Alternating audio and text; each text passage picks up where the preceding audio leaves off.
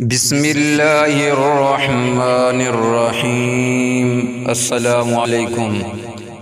دنیا ایک تماشا۔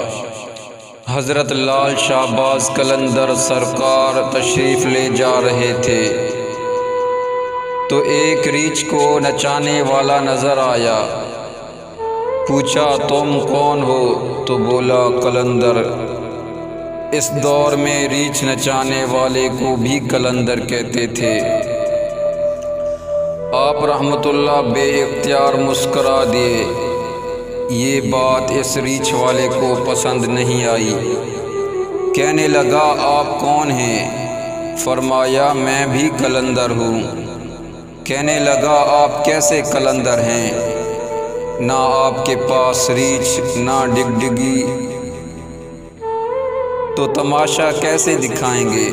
فرمایا پہلے تم دکھاؤ پھر میں دکھاتا ہوں۔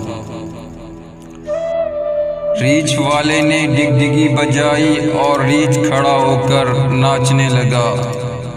اس نے کہا اب آپ کی باری ہے۔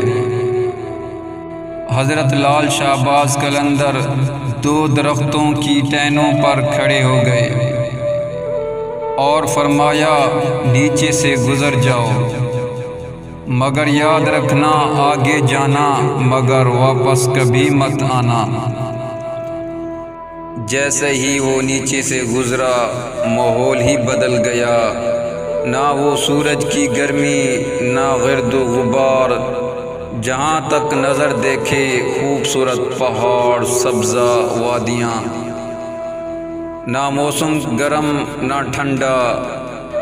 ابھی اسی سوچ میں ہی تھا کہ دیکھا ایک عظیم لشکر سپاہیوں کا گھوڑوں پر سوار تیزی سے اس کی طرف بڑھ رہا ہے۔ وہ گھبرا گیا کہ آج تو جان گئی۔ پاس پہنچ کر لشکر رکا اور سپہ سالار آگے بڑھا۔ اس سے پہلے وہ کچھ کہتا سپہ سالار بولا بادشاہ سلامت، آپ کہاں غائب ہو گئے تھے؟ آپ کی سلطنت آپ کا انتظار کر رہی ہے اور ملکہ عالیہ کا رو رو کے برا حال ہے۔ اب وہ حیران پریشان شاہی گھوڑے پر سوار ہو کر ساتھ چل دیا۔ جب محل پہنچا تو عظیم الشان عمارت دیکھ کر حیران۔ اندر داخل ہوا تو خوبصورت ملکہ گلے شکوے کرتی لپٹ گئی۔ کہاں رہ گئے تھے آپ؟ سب بھول کر نہا دھو کے شاہی پوشاک پہن کر تخت پر بیٹھ گیا۔ سالوں گزر گئے، بچے ہوئے، پھر شہزادے بڑے ہو گئے، بڑھاپا آ گیا، جسم سے جان منہ سے ذائقہ چلا گیا۔ ایک دن اپنی سلطنت میں دریا کے کنارے بیٹھے خیال آیا کہ آخر ہوا کیا تھا۔ اسی جستجو میں وہیں پہنچا جہاں پر لشکر تھا تو دیکھا وہ درخت اب بھی موجود ہے۔ سوچا چلو دیکھتے ہیں۔ گیا اور درخت کے بیچ سے گزرا۔ ماحول بدل گیا۔